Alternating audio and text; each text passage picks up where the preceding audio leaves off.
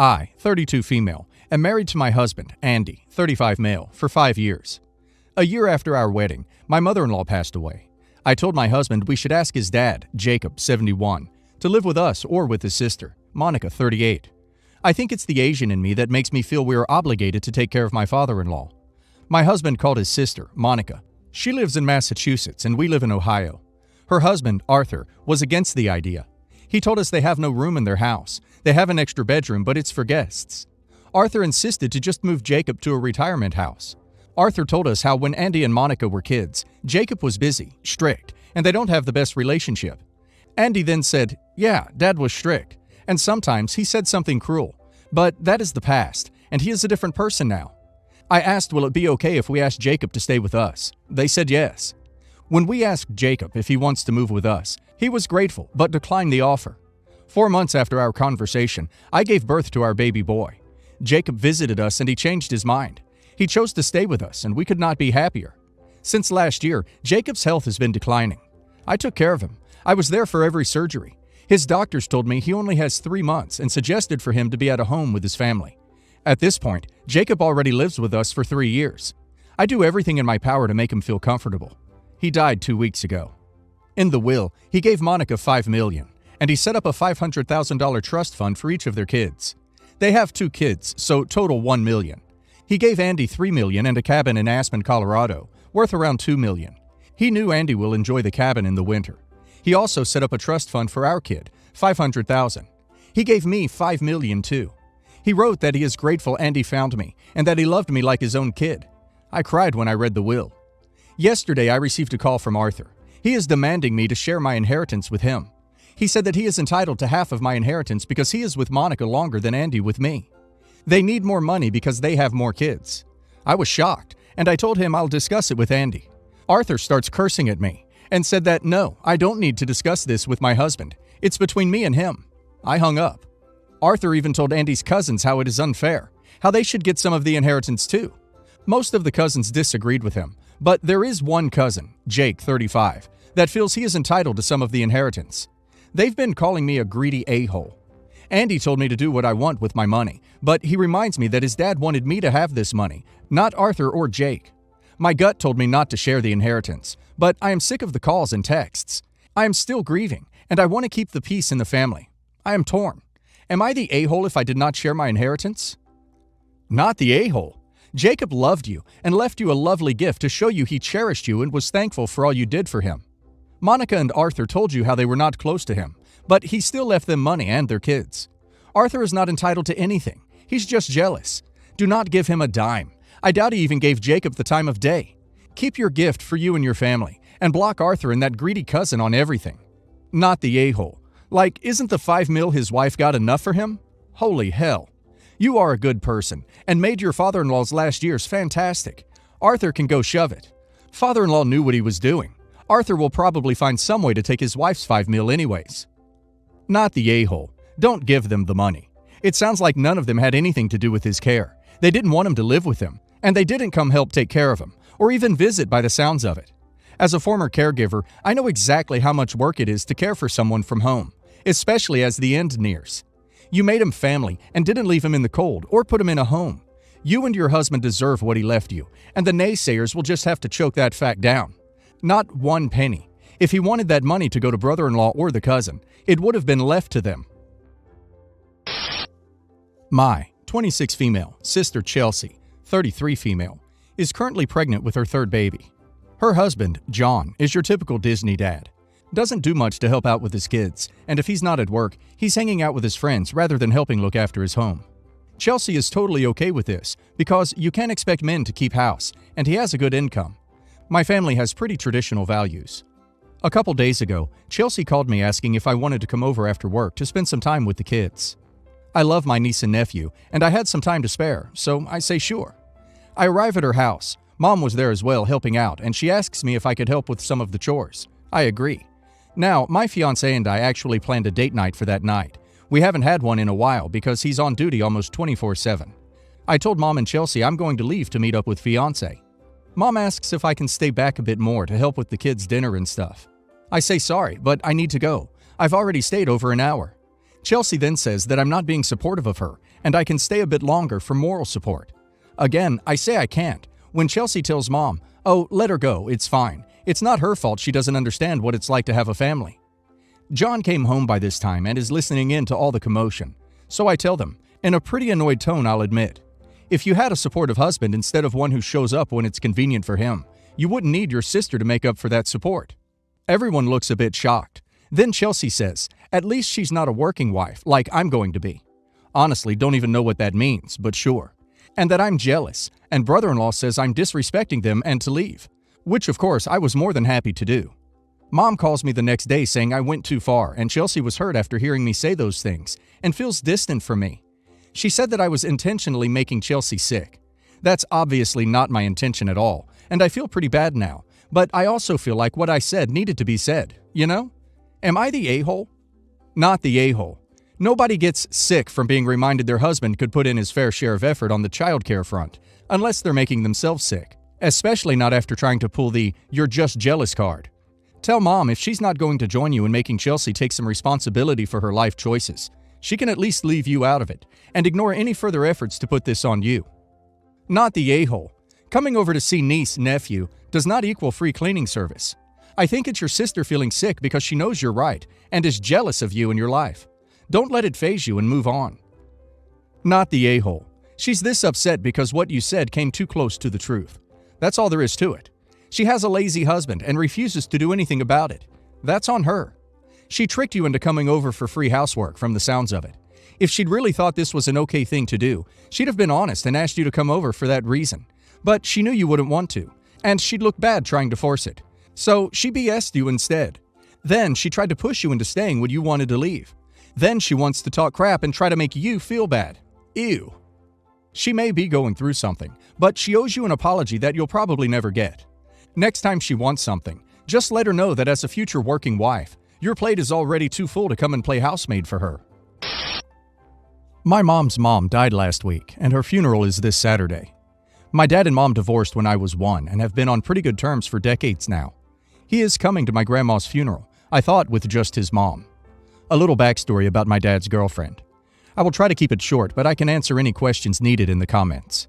My dad has been with my stepmom for over 15 years. She was wonderful and amazing and good to me and my sisters. I love her very much. She did a selfless job and loved my dad unconditionally. My dad, though he denies it, has been having an affair for 2 years with a lady named Cindy.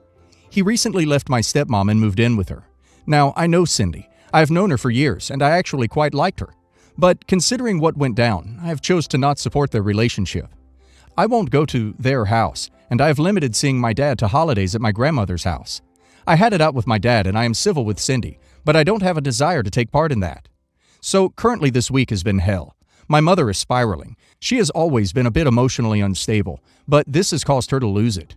She is fighting with her siblings. She is fighting with my sister. She is emotional and erratic, and she just lost her mom, and I am always the voice of reason. On top of that, I'm going through a pretty rough breakup. Just got a promotion at work that has doubled my workload, and my family is out of their minds currently. It's a lot. My dad calls me today. I'm at work and was up all night playing mediator between my sister and my mom. He calls. I tell him I am stressed and my mom isn't doing well, and I'm literally first day in my new position and buried in work. He asks some question, and I'm rather distracted, and then he asks if it's okay that he brings Cindy. I just got quiet, and I said, "You do whatever you feel like you need to do." He said okay, said I love you, and we hung up. I have spent the last 15 minutes staring blankly at this screen. I'm tired, I'm emotionally drained. I feel like I'm moments away from a freaking breakdown, and I just don't want to have this argument. So do I just let it go? Do I just say screw it and smile and deal with what's important? Am I just so overly emotional that it's not a big deal and I'm overreacting? I just feel like he is pushing her on me, and why the duck does she even want to come? She isn't part of this family. She doesn't know anyone. If it were my stepmom, I would say of course. She knew my grandma and my mom. I'm just confused and drained and would love some guidance. Dad's trying to move his new squeeze into the family when you all are vulnerable, which is pretty pushy and rather trashy. I think that you need to call him and tell him not to bring her, that you were in a dazed state when you spoke with him before and hadn't thought the thing through. Then call his mother, your other grandma, and tell her about the situation. I think that it is likely that she will add her voice to yours and tell him not to bring Cindy. A bit of background info. My aunt and uncle own a house that my mom rents, but they still have a room in because of convenience. After college, my cousin, their son, and I moved in. Since it's close to the city and we both got jobs close by. We all get along, have our own thing going on, and the dynamic is good. But my uncle brings in lots of tension. He's usually here about 2 nights a week. My uncle and aunt have a very toxic relationship and are basically separated but not officially divorced. He is constantly cheating on her, putting their business in debt, and has another family among other things. My uncle's relationship with my cousin is bad. My aunt and little cousins live in a different city, and we all avoid him as much as possible. My cousin took his mom and siblings on a vacation, and they all left their cars here, along with their keys in case we needed to move them for whatever reason. Today, I came back from a road trip with my mom to find my uncle's car had been moved all the way to the front of the driveway and stored away, and he was driving my aunt's car. I didn't think much of it. He thought no one was home and brought his other kids home and was shocked to see me. So he just took them to his room and pretended like nothing had happened.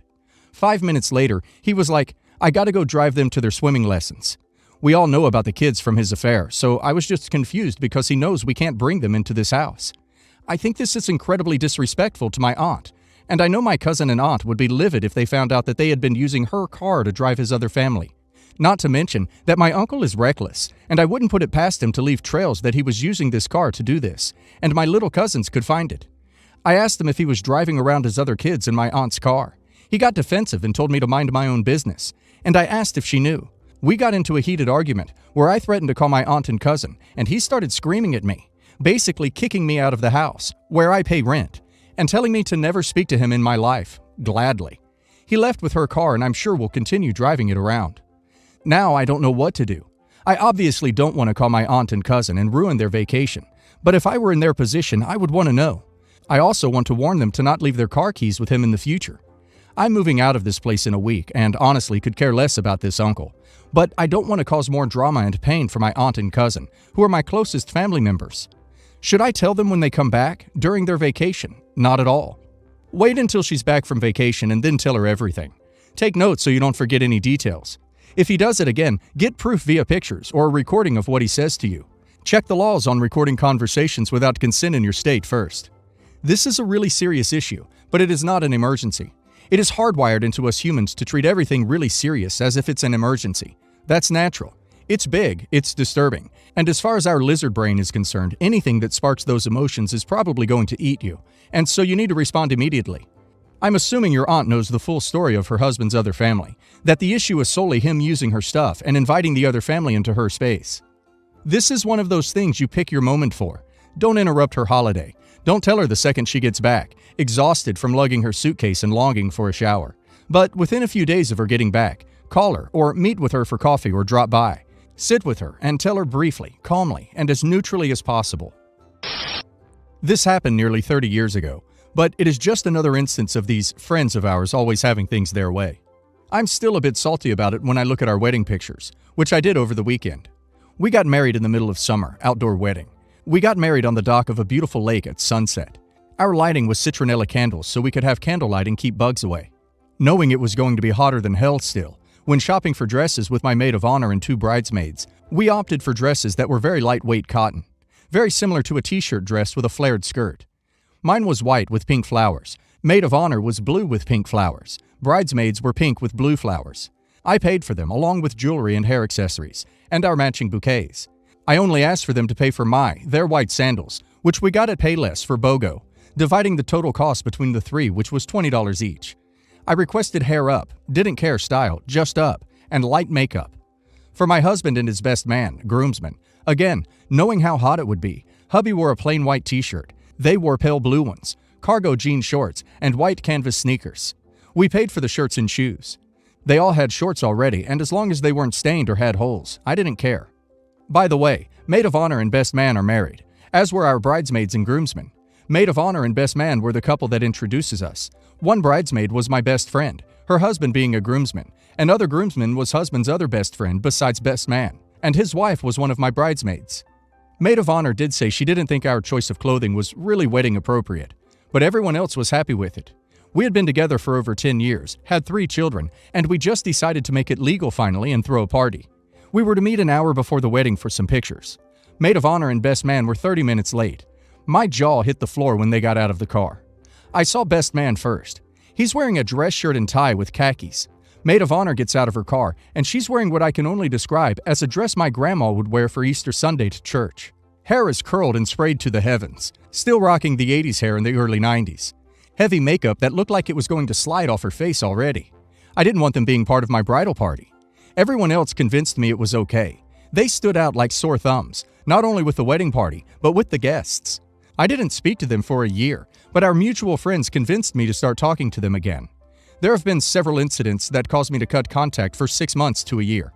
They finally pushed me too far, or rather she did, about 5 years ago, and I cut them off for good. They realized I was done when about 4 years ago they showed up at our house and I called the police to have them removed. Husband still hangs out occasionally with best man. Wow, they seriously tried to upstage your wedding, and in all honesty, were possibly extremely uncomfortable in the heat. By the way, your wedding sounds beautiful.